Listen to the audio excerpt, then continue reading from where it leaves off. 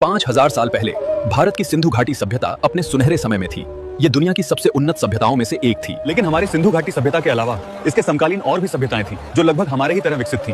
हम लोग उनसे व्यापार भी करते थे। इसी समय पश्चिम में मेसोपोटामिया की सभ्यता बढ़ रही थी।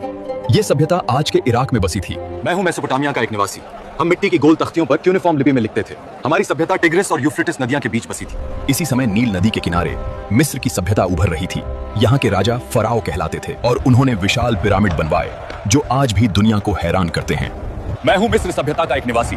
हम लोग पिरामिडों के निर्माण, बहुदेववादी धर्म, उन्नत चिकित्सा और लेखन की कला में बहुत आगे थे। इसी समय उत्तर में मध्य एशिया की बैक्ट्रिया मार्जियाना सभ्यता भी उभरी। यहाँ के लोग कांसे के औजार बनाते थे और दूर दूर तक व्यापार करते थे। मैं बैक्ट्रिया मार्जियाना सभ्यता का निवासी हूँ। हम धातु से सुंदर बर्तन बनाते थे और भारत, ईरान जैसे देशों के व्यापारियों से सौदा करते थे। इसी समय पूर्व में चीन की वांगो नदी के किनारे भी एक पीली नदी सभ्यता उभर रही थी। वहाँ के लोग खेती और मिट्टी के बर्तन बनाना सीख रहे थे। मैं वांगो नदी के किनारे का किसान हूँ।